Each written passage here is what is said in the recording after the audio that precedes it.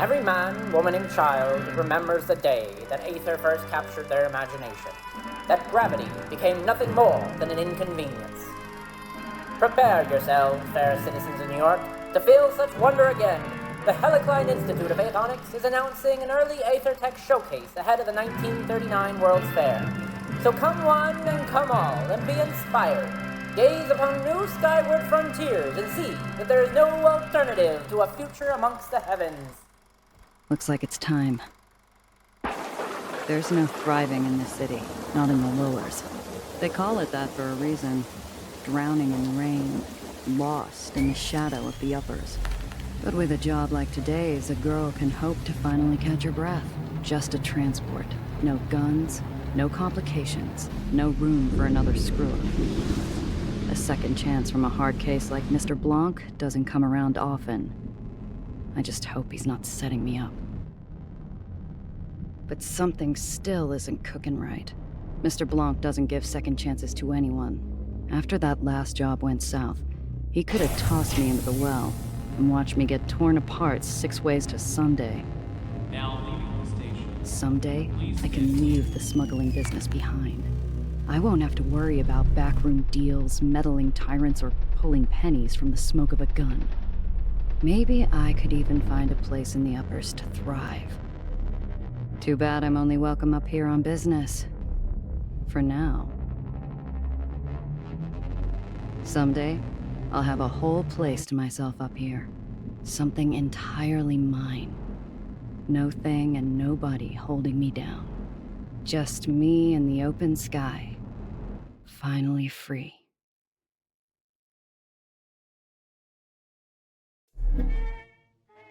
I slip into one of the ritziest hideaways in the uppers, long after the rich and sauced have sauntered off to bed. The glass cage cleans up nice after hours, but no amount of soap will wash away the stink of high-class gin and imported cologne. My shoe gives the glass floor a wary tap as I scan the room. I ignore the booze hound glued to the table and turn to the stern-faced bartender.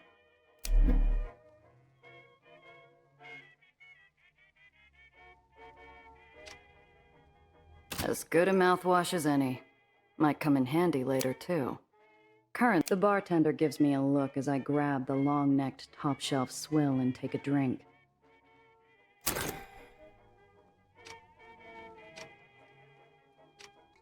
The booze hound's a whistling faucet, and his drool-spattered watch is worth more than my whole outfit. The regulars flock here to take in the view over a bottle of something expensive and bubbly. Every now and then, a soul gets grounded. And this is the best seat in the house.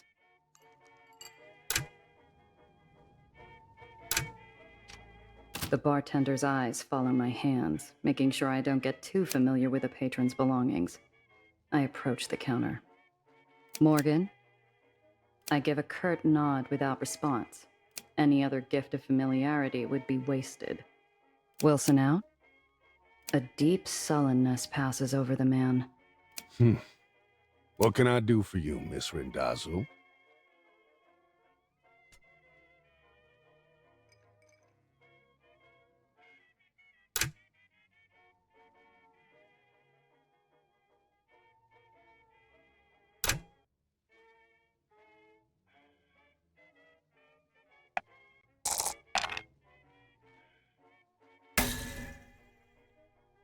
My eyes scan the aged bartender's body, looking for some set of clues on what happened to Wilson. Nothing. You didn't answer my question. Where's Wilson? Your powers of observation astound, Miss Randazzo. I indeed did not answer your question. It's been a while. How's business, Morgan?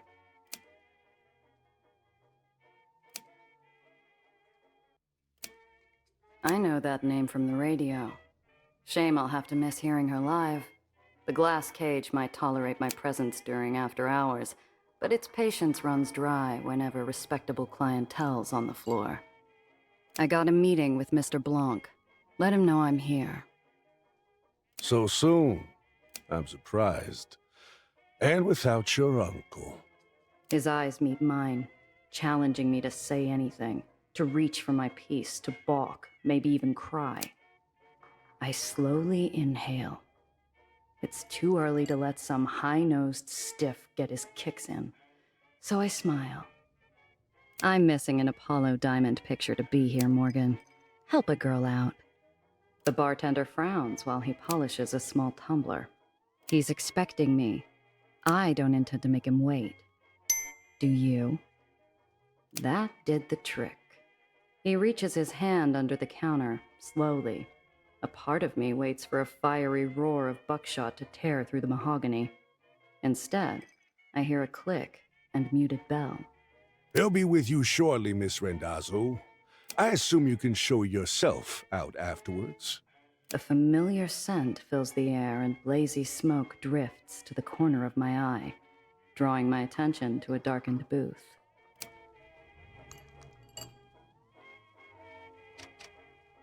The table's already set. A narrow beam of light splits the booth.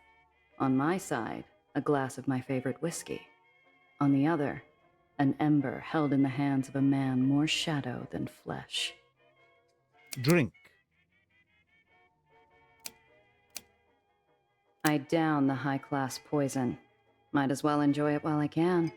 A smooth burn sits on my tongue and melts clean through the jitters. The shadow sighs around the cigarette, as though he'd sipped from the glass himself. Manners. Good. He stubs out the pleasantries with his dying cigarette. Onto a new smoke. Onto business. A young woman from the Heights requests transport to the Lowers. Nowhere in particular. The Heights? What's some girl from upstairs want in the slums? I don't care. She requested discretion. Where's Wilson? Morgan looks worse for wear out there. The yellow flame flashes on caught breath. Mr. Wilson is no longer under my employ. Shame. He owes me money. Know where I can find him? The booth darkens to a silent gloom. Even the embers quiet their dull murmurings as Mr. Blanc leans forward again. You'd do best to forget Mr. Wilson. Him and those he associated with. Or you too will find yourself out of my employ. I'd struck a nerve, one that ran deep. Too deep for me to feel comfortable going any further. Mr. Blanc is a monster in his own right. I don't want to know what ghosts haunt his closet. She seemed like the type to cause trouble? If she's getting into my car, I need to know what to expect. She is young, naive, harmless. No threat to you. You're the one who knows things, and that's all you know? You have what you need. Idle speculation is wasteful. Mr. Blanc's got a face a statue would envy. He knows more, but he's keeping it to himself. Sounds too easy. For you, Randazzo, too easy is all you get. For now. And if she brings in heat from the Heights? I'll get it done in a few hours. And maybe next time we talk, the work will require more than my babysitting skills. Your reputation is mud, Randazzo. This is charity. Do the job. You'll be paid. Half your usual.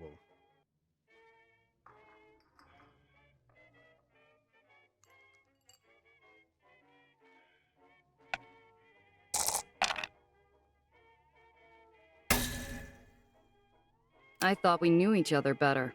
After how many jobs? And you're going to insult me like this? This is consequence, not insult. Then why does it feel like you're spitting in my face? The words roll off my tongue, bitter and metallic, clanging to the floor. I know by the shape of the darkness I misspoke. No one will come near you. I shouldn't come near you. Yet, I give you a second chance. A way to prove yourself. A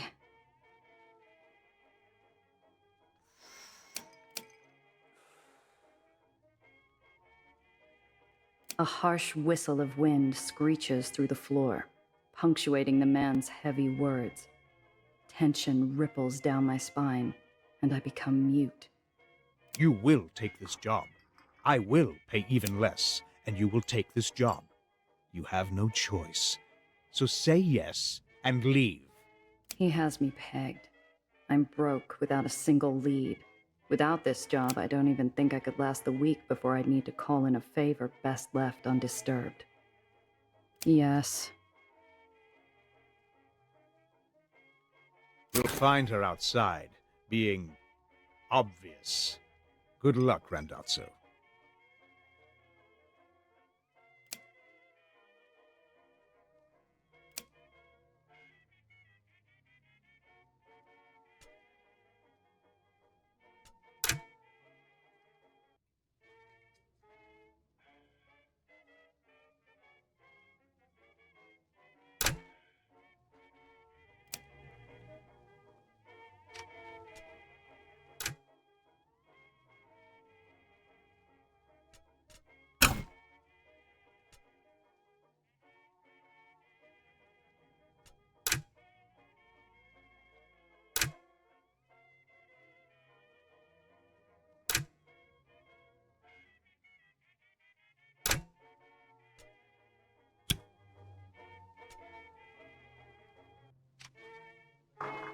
My eyes dart to the back door. If things go sideways, I'm a quick sprint from the exit. A string of yellow cabs idle at the curb, their vultures squawking at a young woman standing on the sidewalk, barely 20. She's a bird of paradise, too colorful for the drab concrete jungle around her. Obvious was right. That's the one. Zio always liked cabbies, said they were useful. This is where he and I disagreed. One of the buzzards has her cornered. The girl's smile is a mask. She's being polite, but she doesn't realize how ugly this could get. Hey, beat it. This fare's mine. The cabbie gawps at me, stunned I dare intrude on his meal ticket. He sneers and turns back to the girl possessively. You pay her no mind, doll. Listen, do you like music? I step forward and dig the snout of my pistol into the unwashed folds of his exposed neck. At the cold touch of iron, he lets out a little rat squeak. Now that's music. Oh boy, You're with me, Principessa. The girl locks eyes with me and instantly puts the pieces together. She's a fast one. thanks ever so much, but my friend's here? Have a nice day. She trots over to me. The buzzards grumble and fly off, on the prowl for their next piece of roadside meat, leaving one stubborn hanger-on to squawk. That sure was scary. I didn't realize... Thank you, Miss Smuggler? I give her a once-over, like a filament warming up inside a bulb. Her shaken nerves are slowly replaced with a beaming smile. My silence doesn't seem to deter her optimism. So, you're my driver. I'm Nellie. Well, Dr. Eleanor Reinhardt, technically, but please, Nellie's fine. Name's Gia. So, doctor, huh? That's right. My degree is in theoretical aethonics. I did my dissertation on Cherenkov radiation's impact on Aether particulate flux. Columbia, then NYU for postgrad. Such a gorgeous campus. Have you been? Can't say I have. It's pretty close to the Helicline Institute of Aethonics. Olympus Park is what most people call it. Where I work. Or worked, anyway. She fidgets with her big, overstuffed briefcase. Something about it bothers me. This isn't your average rich socialite clutching her purse in a rough part of town. She's clinging to it like a life raft. I hope you don't mind me saying so, but you make quite a striking impression. The girl's eyes sparkle with curiosity. She's a bright little thing. Smart, switched on. And she's doing an admirable job of hiding how scared she really is. Her voice drops to a conspiratorial whisper. Are you really a smuggler?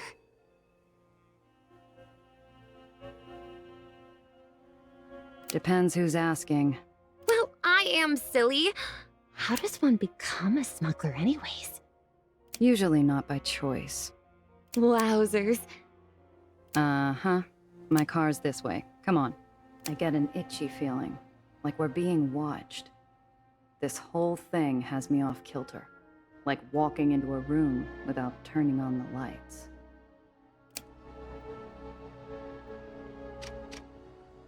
It's really something. Someday, I'll wake up to this every morning. Zio always liked cabbies.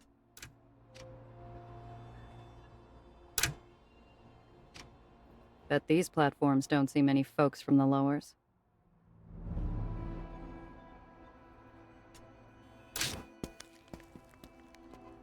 We step into my ride. I twist the ignition, and we set off. So, where am I dropping you off? The lowers is pretty big. Oh, anywhere, really. I'm sure I'll find my way where I need to. There's only sincerity in that voice. Mr. Blanc wasn't kidding. This really is a babysitting job. Ooh, what's that button do? Yeah, don't press that. Ah, so it must be some type of modification. I bet it's a supercharger. They always have those in the comics. Oh, I know. It's an ejector seat. Wait, it's not for the passenger side, is it? She's not even really talking to me. Her motor mouth is just spinning out of control. I've got to learn what the hell's going on with this easy transport. So, first time in the lowers, huh? Doing some sightseeing? I'd rather not talk about it. The kid glances away and grips the case tighter. This line of questioning isn't going anywhere.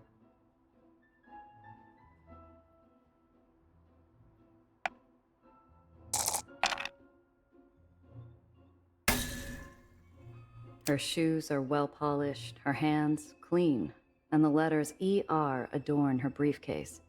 She's an open book, but I can't get a read on anything useful. Is there something you want? I want to know what I'm getting myself into, kid. Exactly what Mr. Blanc told you. I need transport to the lowers. That is all. It's never that easy. Maybe this time it is. While we're talking, my eyes keep getting pulled to the rear view like it's a magnet.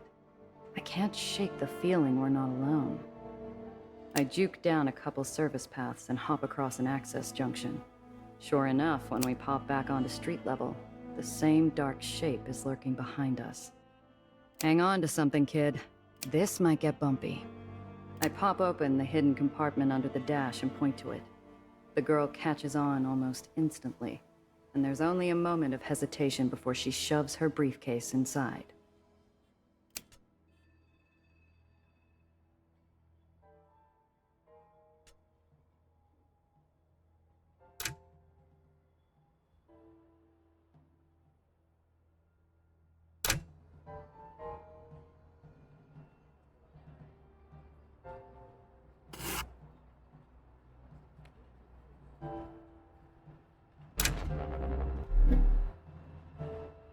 I catch a glimpse of the man tailing us. He's got the easy posture and the liquid metal smile of a seasoned killer. In the rear view, his eyes burn like ice above a jagged scar. No! How did he find me? Who?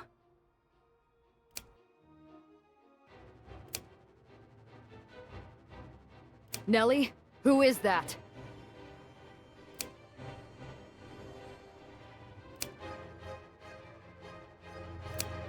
We can't, Gia. Please, we can't. Don't worry, kid. Just keep your head down. This will be over soon.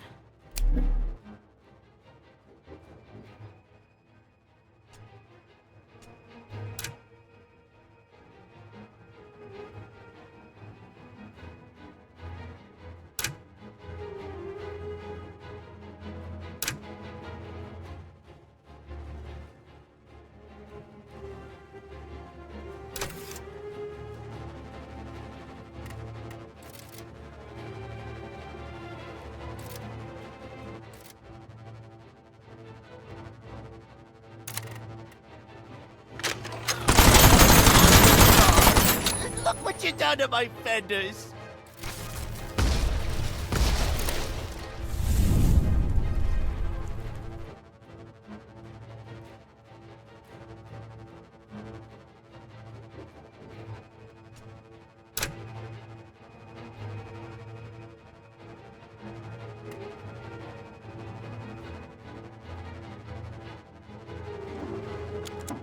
Easy, crackers!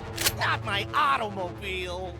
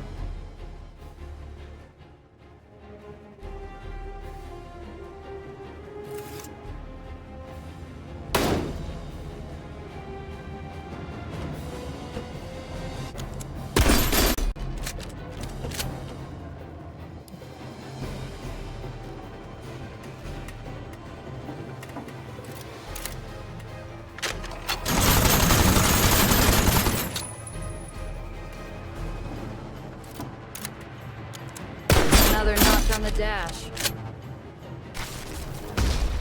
We did it, Gia! He's gone! That was too easy. We need to get off this island, now.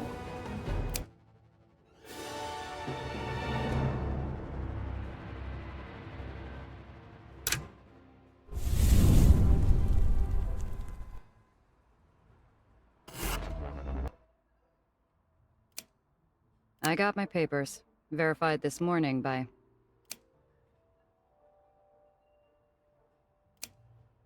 Look, maybe there is some other arrangement we can reach. I flash a clip of greenbacks underneath my outstretched expired permit. The guard looks unimpressed. Damn upper snobs, too good for money.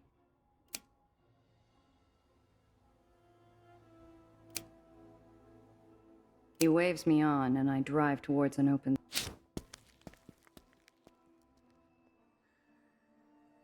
People mill about, laughing in the sun, but something's off. The world feels grainy and sluggish, like I'm wading through sand. I need to keep the girl close.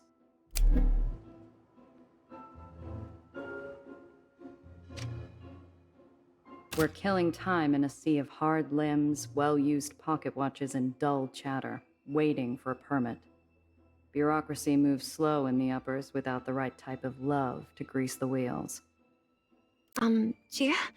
Are you sure we can't take my briefcase? It's very important. Better off out of sight than getting swiped in a pickpocket's hunting ground. See that? I nod and put a spotlight on an act I've played myself. A gal trips into a gentleman.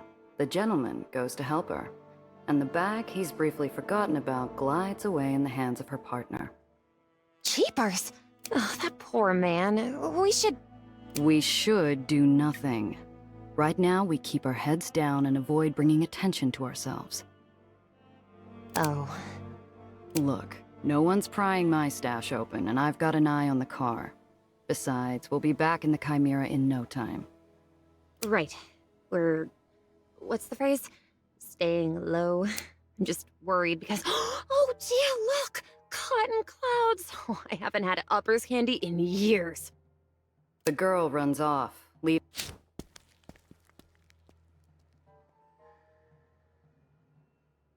Hey, don't wander off. She stops, but only long enough to shoot me a grin and a wave. An innocent invitation to come along.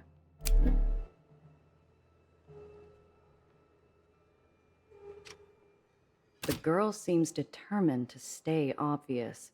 We've still got time before the ferry leaves, but I growl as I give up my spot in line and beat feet after her. The girl's busy drilling the vendor about sugar to syrup ratios. I throw a look and she focuses on picking out a flavor. A stick of cotton later, I heard her back in line. Unfortunately, it hasn't moved. I let her get in a few sweet bites before I feed her something bitter. What did that scarred-up black hat want with you? Her face falls mid-bite. The pink cloud sags like a lead balloon. I've thought of at least 5 different ways to explain it, but it's complicated. Usually I'd ask someone for advice, but he's not here.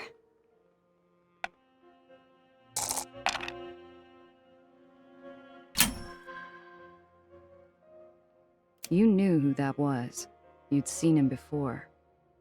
Who is he? I don't know. That wasn't your average tracker. He was big time. Someone you hire when there's no room for error. Someone with deep pockets is after you. And that black hat's not going to give up till he's finished the job. The girl's whole body gives up with a single deep breath. She seems almost relieved to spill the beans. He's the reason I ran. I saw him at Olympus Park. I saw what he did.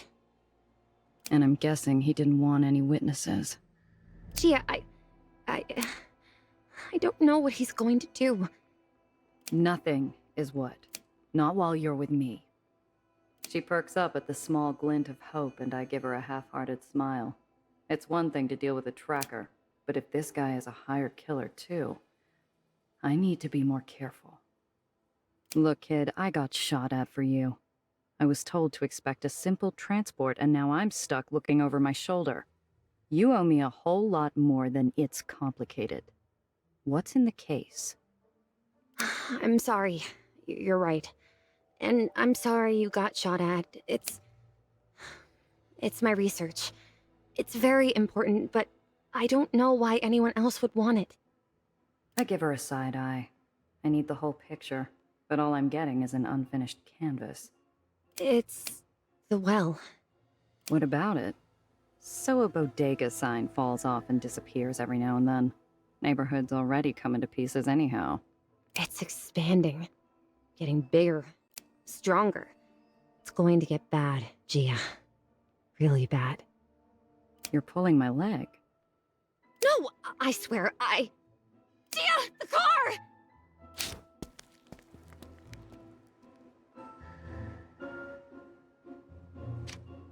Minutes.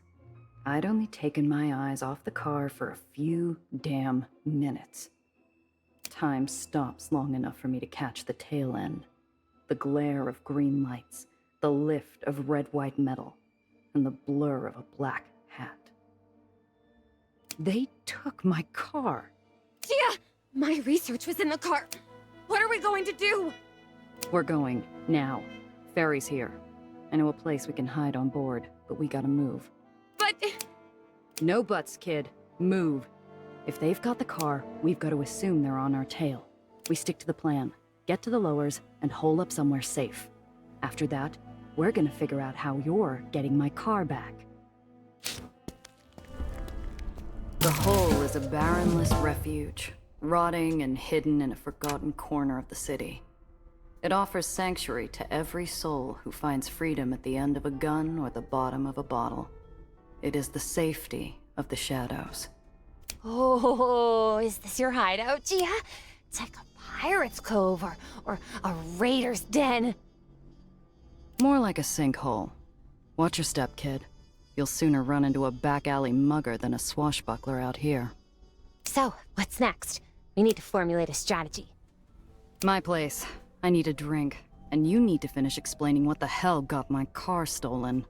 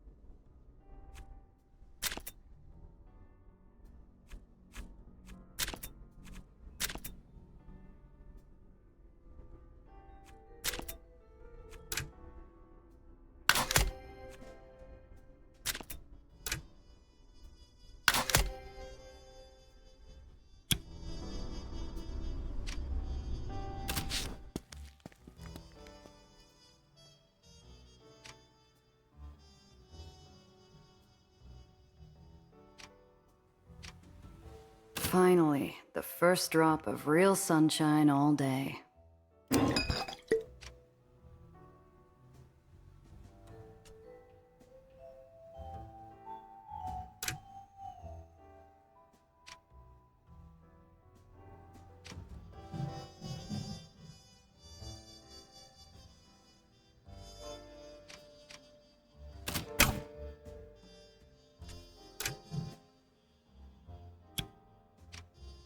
The way she holds herself is too bright for my apartment, too colorful. Everything feels smaller, the space between the shrinking walls taken up by her testimony. I've been tracking growth patterns around gravitational anomalies. The well's always been an unusual case. It goes through the occasional spike and ebb, but it's always stabilized, eventually. My colleagues and I, were supposed to meet and discuss what to do about the well, but I was late. I would have been inside already if it hadn't been for Professor Gardner. He discovered something was wrong first. He tried to get me away, and because of me, She trembles, leaving the unspoken sound of a falling body to echo off the walls. There was an explosion. Everything burned so fast. I wanted to help, but Professor Gardner wasn't moving. That's when I saw him. The black hat. And then he saw me. I ran as fast as I could. Didn't have time to take anything else but the notes I had on me. That's a hell of a story. So a professional killer snuck into the Heights and blew up a building just to get his mitts on you and your research. And you have no idea why. I truly don't. Please, you have to believe me. Your colleagues, Tell me about them. They were brilliant scientists, Gia. All of them. And bright and hopeful. Together, we were going to discover a better world. Find the answers to...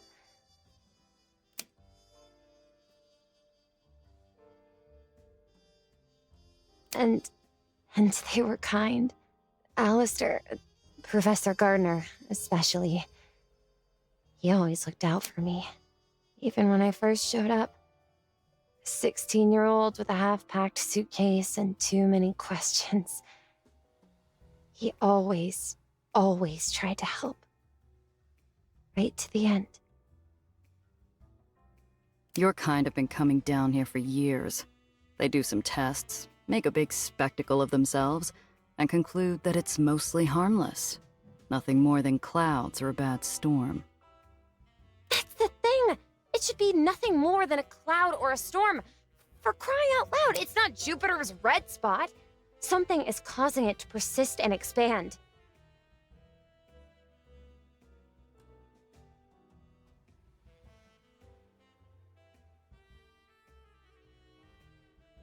You're sure it's expanding? If my work is correct, quickly. It was just a pause, a moment where I hold back a lifetime of cynicism and disappointment. But she hears it like I'm filling the room with air raid sirens. You live in a flying city, Gia. A city kept alive with technology so foreign 80 years ago that we'd be like gods to our grandparents. It's solvable. You're in the lowers, as requested and paid for. What were you planning once you got here? First, I thought I'd have to find a place to live, of course. I have some money, The girl goes paler than the moon in a crystal bath. A moment of clarity, and a possible lifetime of hopelessness. It was in my case. All of it. I have nothing. She looks up at me, eyes suddenly welling into baby blue pools that flood the dwindling room. I don't have anyone I can ask for a loan. Everyone's... They're dead. All of them. He killed them. And now he's followed me here. He won't stop, will he? He's going to find me again. And I won't be able to fix the well, and... Hey, kid. Look at me. You're smart. You'll figure something out. You just... Listen. I'll talk to someone who could help, but I need you to focus. Those goons stole my car and your briefcase. And right now, you might be the only real lead I have. What can I do? I told you everything I know. Not everything. I don't get it. You're from Olympus Park. You got money. And you just leave without talking to anyone? I needed to disappear quickly. Apparently, I'm not all that good at it. I didn't have time to pack. I took the first ferry I could find. It left me in Astoria Bay. Fortunately, when I told a very nice officer I needed to get to the lowers, he referred me to Mr. Blanc. Knowing Mr. Blanc, that referral didn't happen by chance. He's got eyes in every dark corner of the city. If a bird from the heights flew down on an air of mystery, he'd want to know why. He called you by your name. We're looking at someone who's done his research, or someone who's got something personal on you. Got any enemies up there? No! You sure? You didn't piss off some other brainiac with a better showing at the science fair? No. You running from family? Some bigwig who made a pass at you? Jilted husband? I'm not. I've never been... married? I don't have the time. Or the interest. But even if I did, I haven't had any gentleman callers. Or really met any gentleman. Aside from Professor Gardner, of course, but he doesn't count. Not in that way. This Professor Gardner's come up a few times. Who is he? Oh, Professor Gardner, Alistair Gardner, was one of the first people recruited to the Helicene Institute. He's one of their spokesmen, too. He even oversaw my application. The other adjudicators were reluctant. Everyone else was so much more senior, and older, too. But Alistair fought for me. He called my skills and my desire for a better world a brilliant ambition. He helped look after me during my stay at Olympus Park. It helps that he supervised the lab that I worked in. Something doesn't add up. Most of us will never see the Heights, let alone Olympus Park. How'd someone like him get inside? I don't know. Must have broken in. Or stolen access? Disguised himself, maybe? But you can't just stroll through. I had to go through an extensive vetting process to even be allowed to visit. So he's found you twice. Once in the Heights, and then again after hiding with Mr. Blanc. He'll probably track you down here, too. You think? She starts to retreat back into her shell. Damn it. I was just getting somewhere. If I'm going to get anything useful out of this, I gotta give her something to latch onto. Hey, look at me. This chump isn't getting away with this. I'm going to take care of him. Going to get my car and your briefcase back. Really? It's a matter of personal and professional pride. I don't like when people mess with what's mine. Just stay here and don't touch anything. I'll be back soon. Wait! I'm going with you. And why should I do that? You're a doe in headlights most of the time. Well, for a lot of reasons, actually. For starters, I'm excellent company. I'm also smart and amazing at aethonics. I'm sure that could really come in handy out there. But if not, well, let's be honest with each other. I need you to find that man. He has my briefcase. You need your car back, and you can do that by finding him. If he's following me, then that's good news. The best way for you to find him is for him to find me. Us. Foolhardy or brave, like going all in before the flop in a high-stakes hold'em round. I'll give the kid this much. She's earnest to a fault. Okay, but first I need to see a gal about a car. Until I'm back, stay put. Cress is already gonna be in a bad enough mood when she hears about the car. She doesn't need me ambushing her with this bundle of trouble, too.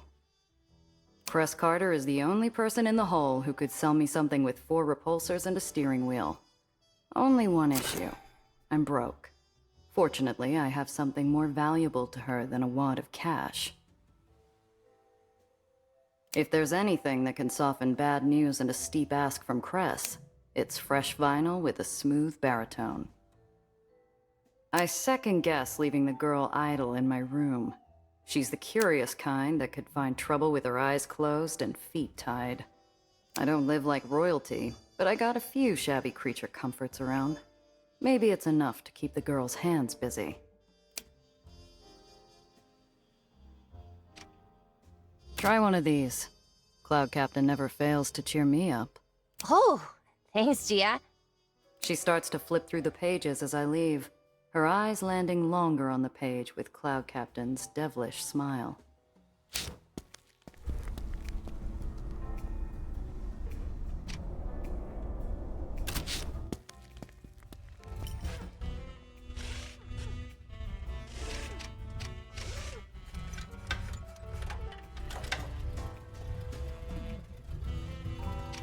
Cress? The hole doesn't ask much of its residents. Stay quiet, don't draw attention, find comfort in the dark. Despite growing up an Aether in the Undercity, Cress Carter refused to abide. From behind a junker made more of rust than steel, 2 faintly glowing points rise. Cress appears, pale milky eyes already wary and fixed to joust. Where's my baby, 8-Shot? The low, angry rumble of the island's Aether generators shake the floor in protest of their nature-defying feat. I hope it stifles the sound of my pulse. This is news I don't want to break.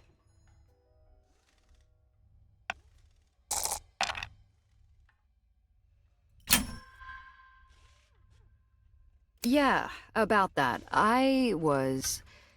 Is that a combustion engine you're working on? It's practically an antique. Mr. Thompson's been holding on to this thing since he first moved here. Left her to me when he passed. She's not much now, but a few more tons of elbow grease, and she'll sing. She stretches her prosthetic arm and tilts her head, analyzing the jagged edges of this car-shaped hunk of rust like puzzle pieces she can rearrange and solve. She's distracted, mind somewhere free and happy, when I bring her back down. Cress, I got some bad news. The car's gone. I let my guard down. You lost it? You here then to beg for your life? I need help getting it back. An iceberg lugged 3,000 miles from the North Pole and thrown in the corner wouldn't have made this room any colder. Cress, Look, I don't come empty-handed. Here, found this on one of my jobs. You think you can bribe me with a Coleman Hawkins? Damn. Okay, I'm listening. She's still out there. My guess is White Street.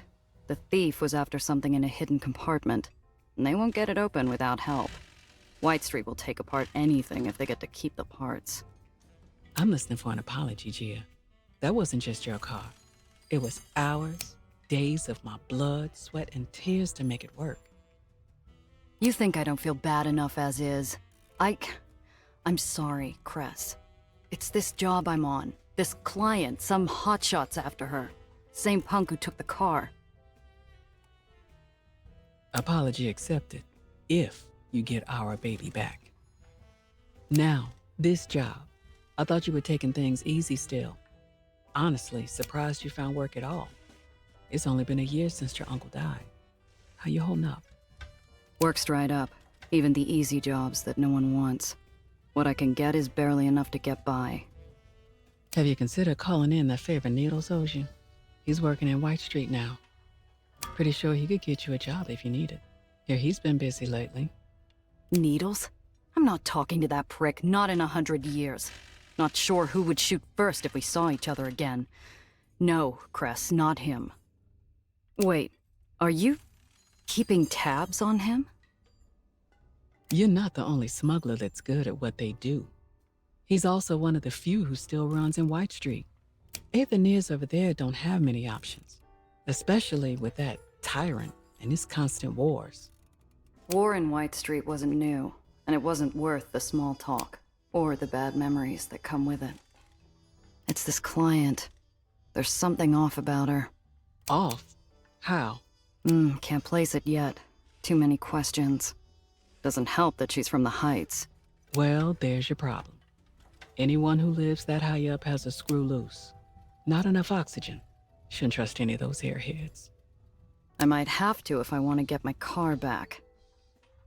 Be careful out there, Gia. Not right now, Cress. I just want to stay focused, find my car. I bet by now she's in the hands of some White Street chop shop. I need your help, Cress. 2 favors, then. A car, and I assume a lead in White Street. Her eyes go distant. She never told me who she lost when White Street's Baron executed his last purge, but she disappeared for a week afterwards. When she finally returned, someone else walked around in Cress's leather shoes. She pulls out a pencil, scribbling a symbol on an old stale coffee filter plucked from the ground. North White Street Harbor, Pier 9. Say I sent you. You'll find some Aetherians who can help. Maybe. As for the car, got a lemon out back. Not much, but it's a start. Bring it around, and maybe I can get it working. Take these repair kits too, in case you get in a scrap.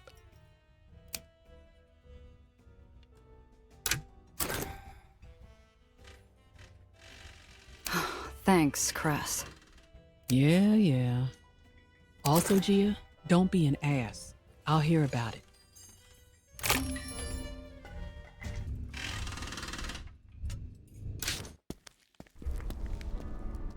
I'd left the kid to get some rest. I returned to find her stainless shoes performing a precarious balancing act on my chair while her hands twirl the wall crank. What the hell are you doing? Oh, Gia! I'm not used to having time on my hands, and I couldn't help but notice your plant wasn't getting enough light. I adjusted the height, and it should get up to 10% more exposure. I hope that was alright. Next time, ask. Anyway, got transport and a lead. Let's head out. Already? We need to move fast if we even want a chance of finding my car and your briefcase in one piece. Best bet? We start with White Street. Why there? Is it a smuggler thing? It's a hunch. White Street's whole business is sanitation and recycling. You need something disposed of on the down low? That's where you go.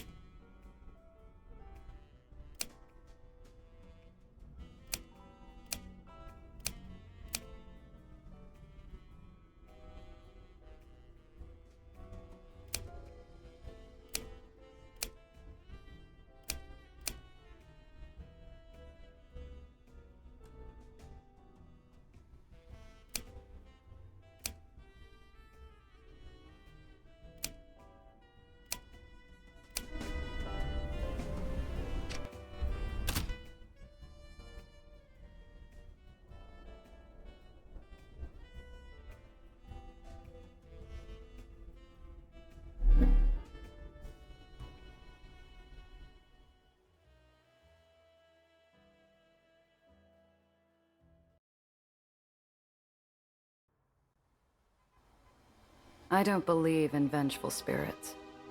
If they existed, White Street would have been torn from the sky in retribution for its decades of war. Instead, it stays floating to spite the dead, a withered shell of its former glory. Why? Is something wrong?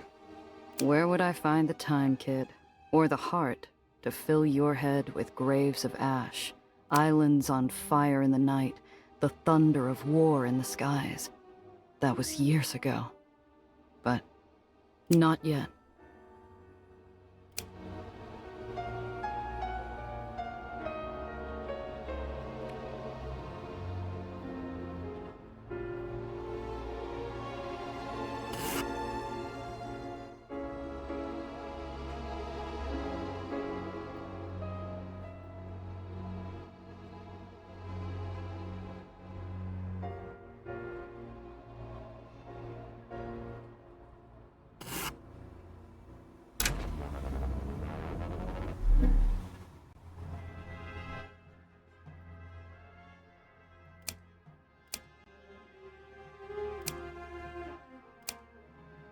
Fine. I needed to stretch my legs anyhow. Like a dove on an updraft, the girl flutters off as soon as her heels hit the street, following the music and fanfare to the nearby parade. Hey! I said stay close! Wowzers. I haven't been to one of these since I was young. Father took me to several, but those weren't as, serious. Where are the floats? The clowns? They're just soldiers. Are all parades in the lowers like this? Just like this? No.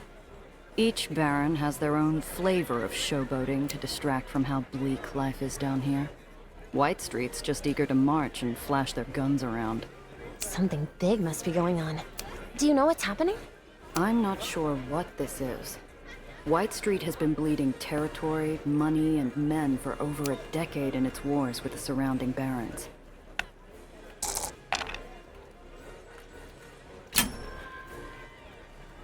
Through a hail of ticker tape, I swerve past a waving arm to get a better look at the line of soldiers.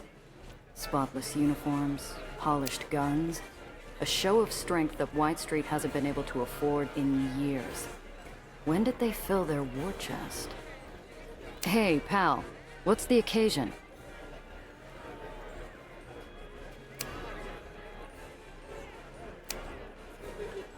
Save the lowers? Going to take more than some new weapon to do that.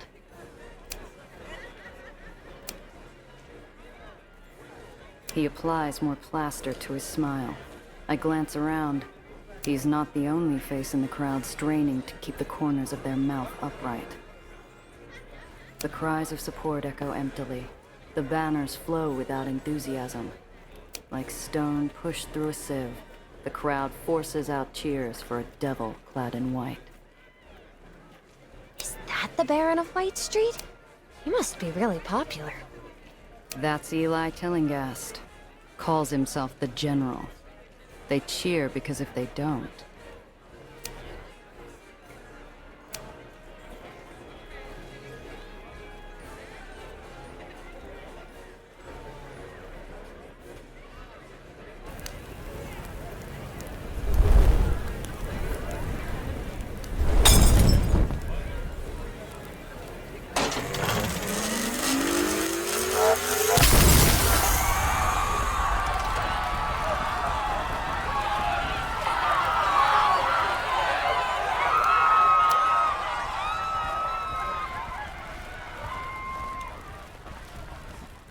One hot blast of light was all it took to disappear a crowd, stunning onlookers like a twisted magic trick. Instead of applause, cries of panic and a stampede of feet clap the pavement, while a putrid smell fills the air. My gut twists as it fights every reckless impulse to run.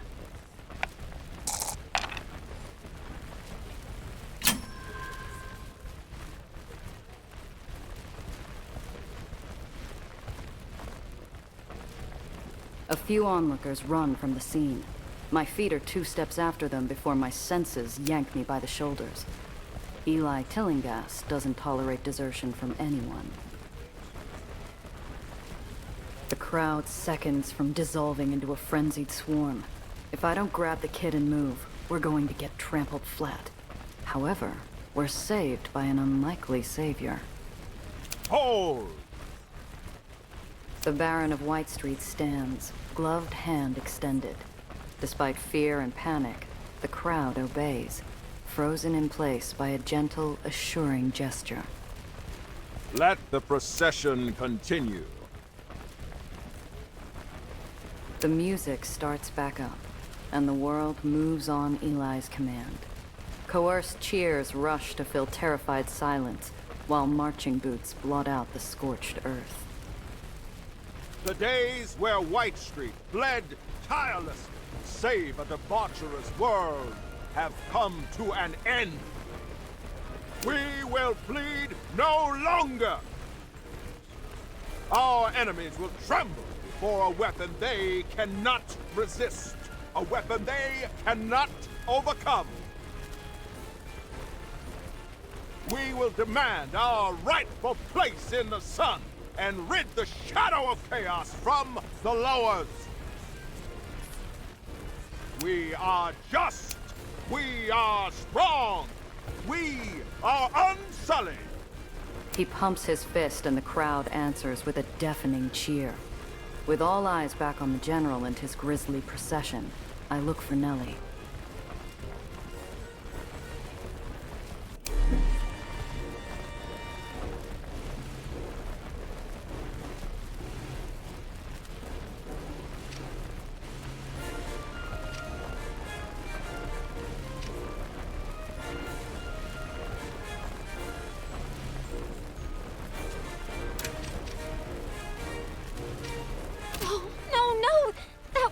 Red Aether wasn't to ever...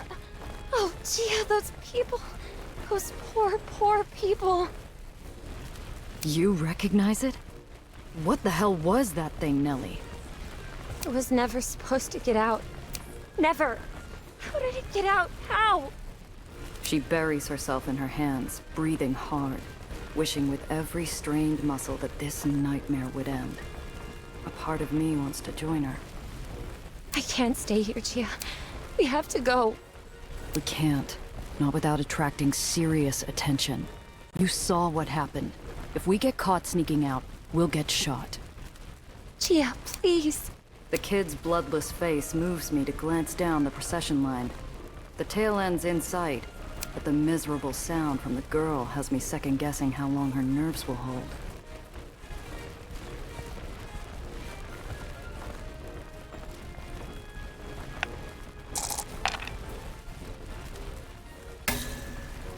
Look, kid. You knew what it was. You recognized it, so start talking. I...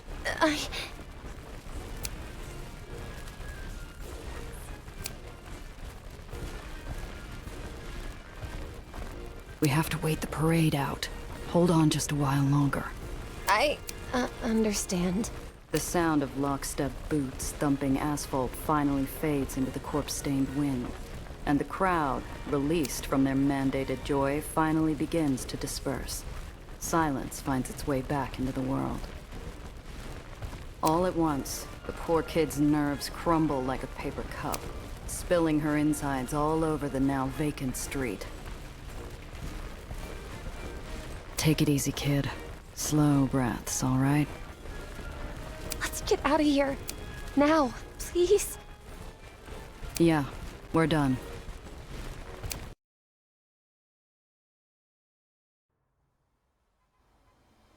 Enough distance passes that ash and screams and a bright, hot light start fading into a bad memory.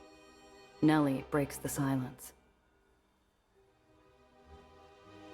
Is White Street always this... awful? Often enough. White Street's never shied away from putting down opposition with violence. Never heard of them using a weapon like that, though. But those were their people. He's supposed to be the Baron. Isn't he supposed to listen to their concerns? What about due process? Look, kid. It might work that way upstairs, but not here. The only word that matters down here is the Barons, and in White Street, the chain of command's everything. If Eli says we're going to war, you either fall in line, or you're an enemy. One might have been bad, but the others were simply calling for peace. Where's the harm in that? White Street tried the whole peace thing a few years ago. Someone blew them to bits during peace talks. That's not something they'll ever forget.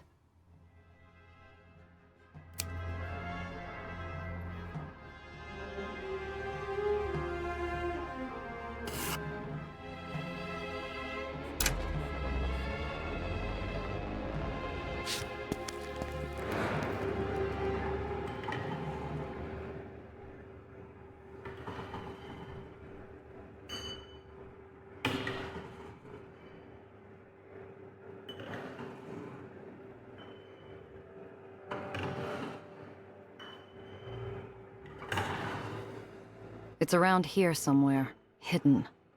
What was that symbol? Are we really going into the Undercity? Will the Aether rats let us, or are the stories true? You don't think they'll throw us off the island, do you? Which stories we talking about? Well, the ones in the papers? I've never met an Aether rat, so I honestly don't know how much of it is true or not. However, they're supposed to be benevolent, aren't they? They keep our islands in the sky, and in exchange, they get the Undercity, but everyone knows that. I've heard they generally keep to themselves. Except when outsiders sneak into their tunnels. Also, their eyes all turn into a unique shade of pale blue. They glow, too, from what I've read. Like Aether. There are journals that theorize why, but nothing concrete. Or always pleasant. Madonna. The kid's understanding is as accurate as a stained mirror. Better clear things up before we go in. Look, you can't rely on the stories you read in the papers. You want to avoid getting grounded? Don't call them Aether rats. They're Aetheniers, and they're good people. I'm guessing you've never met one? No. There were rules. We weren't really supposed to interact with them. Or see them. They don't want to be seen down here either. Too many people can't stand the idea that an island floats or sinks on the whim of an Aether. Figure a good rat is a scared rat. They've done it before, haven't they? I've read of islands crashing because of Aether repulsor failure that could only be possible by sabotage. And blow themselves up out of spite? No island falls without a Baron behind it and a list of dead Aetherians trying to stop it. The world down here isn't one you'll find in your books. Keep that in mind. Now, where's that door?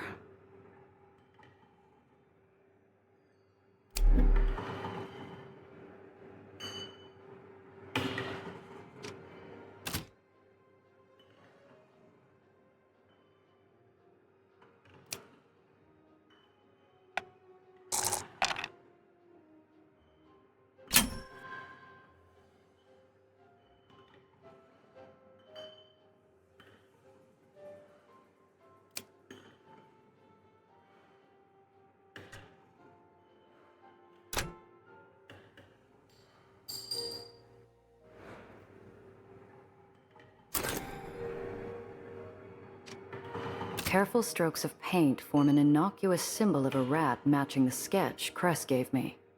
This is the right place. Shopping for trouble? Or just sightseeing real close? Jeepers! Gia? A pauper. One of the murderous specters slithering freely through every pipe, waiting to brutalize passers-by. If you listen to the stories. Scary as he is, he's more sentinel than specter.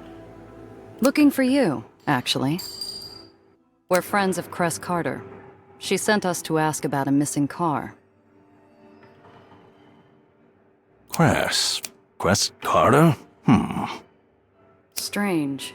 Cress's name should mean something. Either he's greener than he looks or he doesn't trust my word.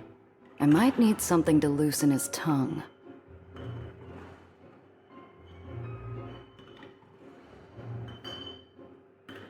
We're not looking for trouble. Like I said, just need info.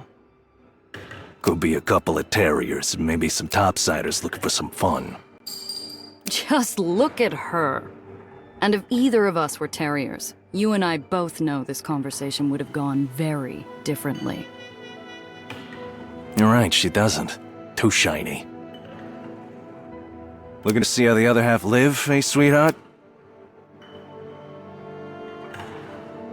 I beg your pardon. I'm not a terrier, whatever those are, and I am not some tourist. A terrier, sweetheart, are the ugly bastards who keep us Aetherians in line. That's how I got these. Every slip-up and slowdown adds to the contract, and I mark each one so they don't get from me a second more. There's so many. I'll be paying off my time till the day I die, and hopefully not a moment longer. Name's Gia Randazzo. Who are you if you don't know Cress Carter? Maybe I know her.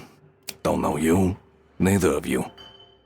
Well, if what you need is an introduction, my name is Dr. Eleanor Reinhardt. Pleased to meet you. Don't shake hands with strangers, let alone topsiders. He threatens to disappear back into the shadows and leave us without a way in. But then he pauses. Doctor? What type of doctor? Oh, theoretical athonics. Now, I don't have the experience one of you Aetherians have with the practical side, but I do know my way around an Aether core. I was actually hoping I could find out a little more about maintenance techniques down here. You know anything about hydraulic engineering? No, but I'm a quick study. You're having a problem with your water supply? War's changed priorities for the Undercity. Water's being rerouted, and there's not enough of the good stuff to go around. Is it a filtration issue? Something pressure-related? Or does it have to do with the temperature regulation? Don't know. Sounds like you might know a thing or two, though. The pauper sinks deep into thought. We might as well be having a conversation with a statue. Friends with Crest Carter, huh? All right. The armed shadow stares blankly towards us, his pale blue glass eyes casting unknown intent at me and the kid before pounding the space behind him. And watch yourself.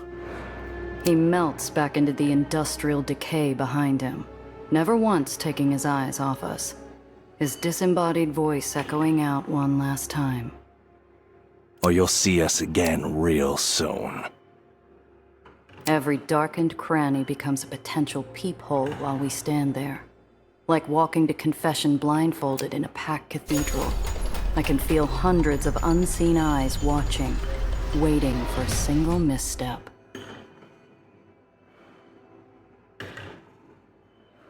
He gave me the heebie-jeebies. Do you think he... She's interrupted by a gush of stale air riding the echoes of countless thumping Aether machines.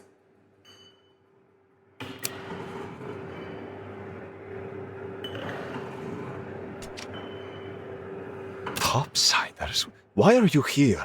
Hurry, out with it, we're busy. Harold's been wrong before. Hello, nice to meet you. I'm Nellie. This is Gia. We're not here to bother you while you work on... Oh, is that part of an Aether substructure power converter? I've always wondered about the older infrastructure. Nellie, that's not why we're... Right. Gia's friend, Cress, she's an Aetherier also. She sent us here because we need your help to find this car of ours that has some important stuff hidden away inside. Too desperate, too vulnerable. I lob a cough towards Nellie, hoping she'd quit her rambling so I could get a word in. Cress sent you? That girl. Fine, let's hear it. You and Cress close? We're Aether rats. We're all related. One big happy family. She's running around with all these topsiders causing trouble. And now she risks the three of us. She should know better. It's a subtle movement. Alexander sends an involuntary glance towards Maria's abdomen before matching my eyes. I couldn't be sure if he was angrier that I caught him, or that he slipped something so personal. A 35 Chimera, dumped recently. Have you seen anything? Alexander breaks his scowl with an impish eye and a cracked smile. He knows exactly what we want, and he is going to wring us dry for it. Maybe. We'll need something in return, though. Harold says you know hydraulic engineering. Is this true? Can you create substitute filtration parts? With the right equipment and a blueprint, maybe? I don't have any on hand, though. I'd also need time to formulate possible solutions. Maybes are not enough. We need working parts, now. Eli's new war means that all non-essential requisitions are delayed. That includes water filtration equipment for the Undercity. Now, our water is becoming Aether-tainted.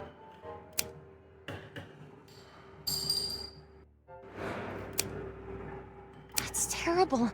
Of course we'll help. We'll get you everything you need. How do we... Hang on a sec. Before we agree to anything, I need to know what we're getting into.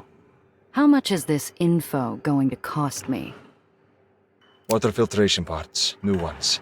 1 or 2 crates should do the trick. The more the better. Aetherier should have priority. But Eli's leaving you without water? Should be, but the Baroness quartermaster says the war means less for us and more for the army. Natsuko's a soldier, not a man. He's choked us from the supplies we need for years. Now, with the war, he has every excuse to squeeze tighter. How'd any part of White Street lose out on clean water? I thought that's all Eli cared about, aside from his wars. Our water is kept separate from the rest of the Baron's supply. That way, terriers can reward us with clean water if we run low.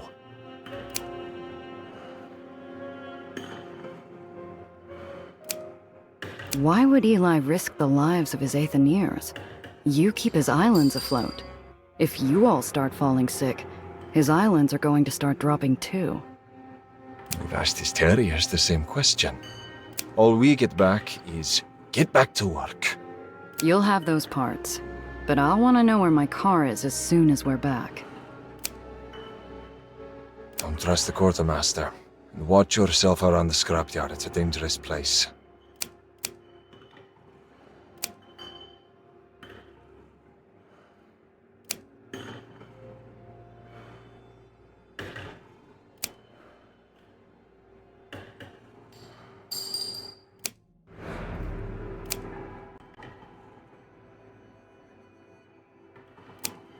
We'll get everything you need. I promise.